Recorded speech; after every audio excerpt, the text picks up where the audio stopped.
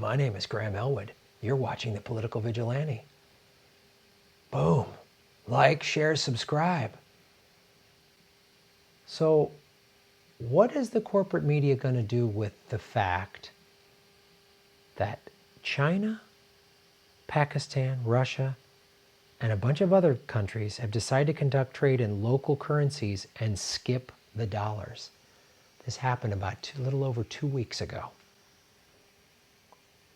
This is another thing. Russia and China have been working to circumvent the United States, trading oil without using the dollar, getting rid of the petrodollar. They built that pipeline last year. That's what this is about. Why are we fighting? What's all this Syria? Wow, Russia's bad, Russia, bad. Because Russia is allowed to run a pipeline through Syria to get oil to Western Europe, which is a massive oil market. Syria said no to the United States and Saudi Arabia's oil, right? So Russia's oil comes from Iran through, bam. They're buying it from, that's why Iran and Russia and Syria are evil, bad. But Saudi Arabia, that chops up journalists and treats women like dogs, we're cool with that. They can be as oppressive if they want. But Syria won't let us have this pipeline. So that's why Syria's been bad. That's what this is all about. Here they go again, trying to protect and pay for their own citizens. They're circumventing the United States. I applaud them for doing this. America's not going to react well. A roadmap will be finalized and signed at the finance ministers meeting on March 18th. This did happen. This story was from the 17th, but I've seen other stories. This did happen. This was finalized on the 18th. Representatives from the finance ministers of central banks of China, India, Russia, Pakistan, Kyrgyzstan, Russia, Tajikistan, and Uzbekistan will attend the conference in Moscow.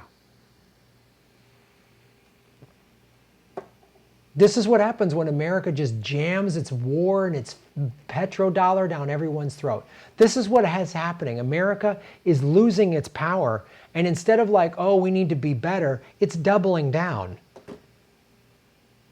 That's why we just gave our American banks $4.25 trillion.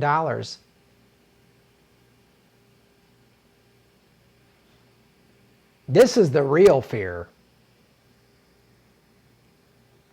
After a detailed review of these proposals in Moscow's meeting, a system of mutual settlement of national currencies will be introduced for the member countries of the SCO.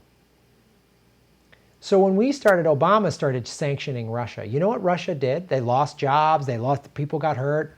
I'm doing a documentary about this. I interviewed a guy who lost his job in a cargo port, good logistics job, good union, whatever job, good paying job. Now he's driving for a hotel. So when we put all those sanctions on Russia, do you know what Russia did? Russia went, okay, we got to make our own products. We got to grow our own food. And that's what they did. One of the things that they started making was medical supplies. So when COVID-19 happened, now Russia shares a border with China. They sealed their borders. They got free health care in Russia anyway. And they make their own medical supplies. In America, thanks to NAFTA, thanks to the Clintons and the Bushes, NAFTA, our medical supplies, prescriptions, medicines, ventilators, masks, all are coming from China because we shipped away manufacturing jobs so that CEOs and billionaires could make more of a profit and American workers got fucked over. When people are like, oh, these immigrants are taking your jobs, immigrants are not taking your jobs. Billionaires took your jobs. A poor person from Mexico or Central America that's coming here to flee terror from drug cartels and sanctions, American sanctions and war, they're not coming, they didn't steal your job. The Clintons and the Bushes, they stole your jobs. Trump stole your job. Obama, they all let it happen.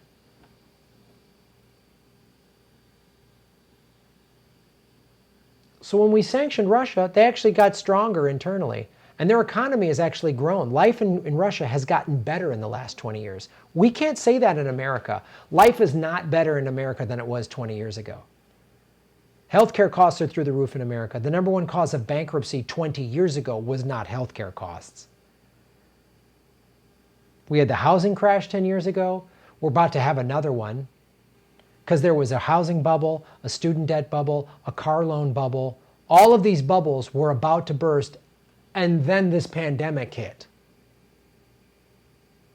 And then Congress and the Senate just unilaterally gave $4.25 trillion to banks and gave workers $1,200, a one-time payment of $1,200, and no freezes on rent, no nothing.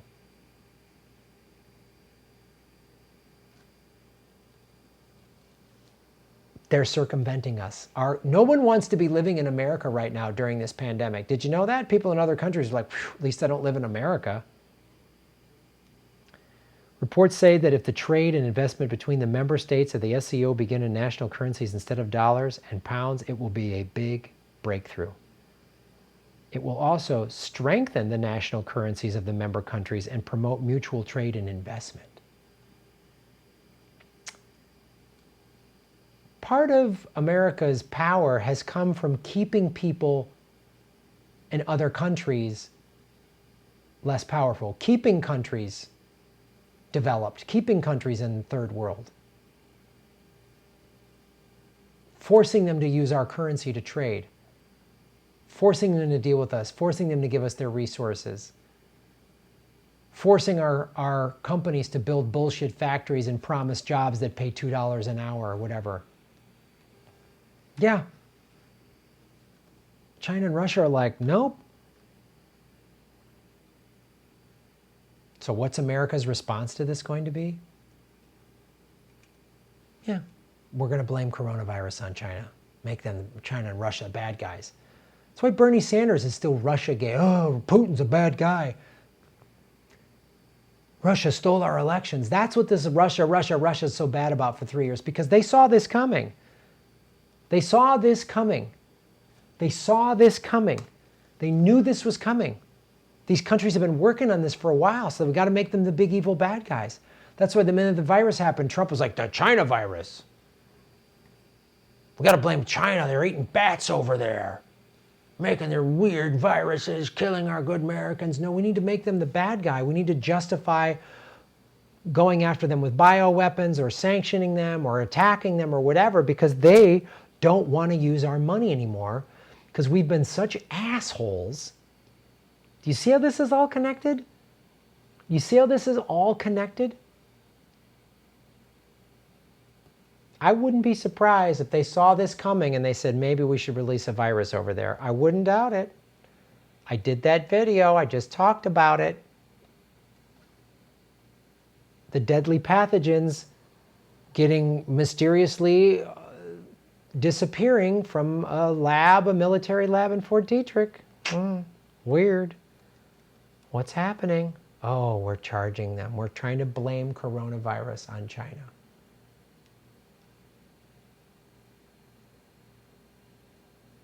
There's no way anyone in the corporate media is telling this story the way I just did, if they're talking about it at all.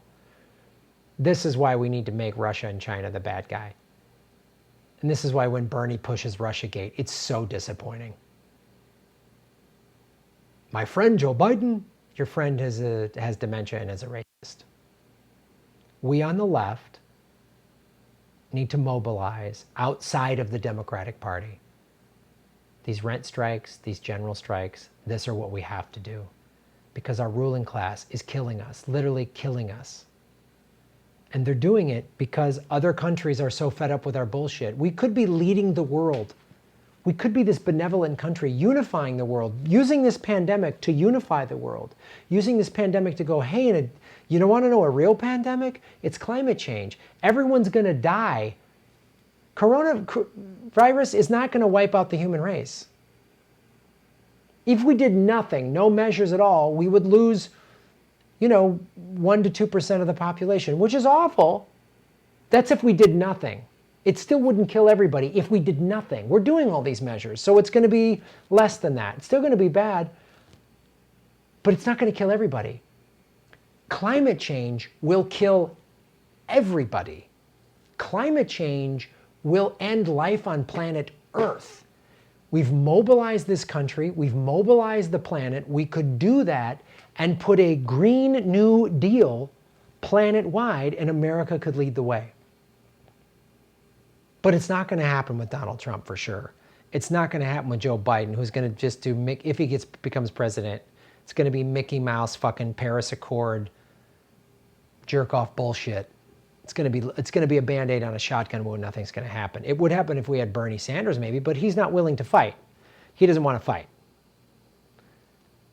He motivated a lot of us, and I'm grateful for that, but he really doesn't want to call out. He says Russia's an evil empire.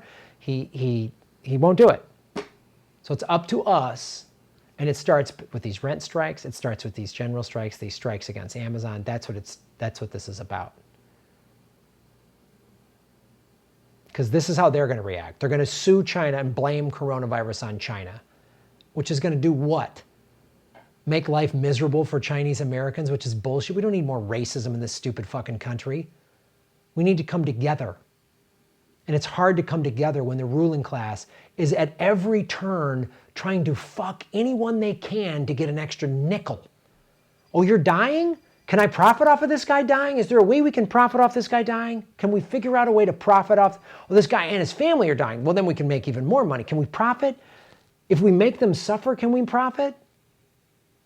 People laughing and getting along, I guess they haven't figured out how to make enough of a profit off of that. Suffering is where they make the money.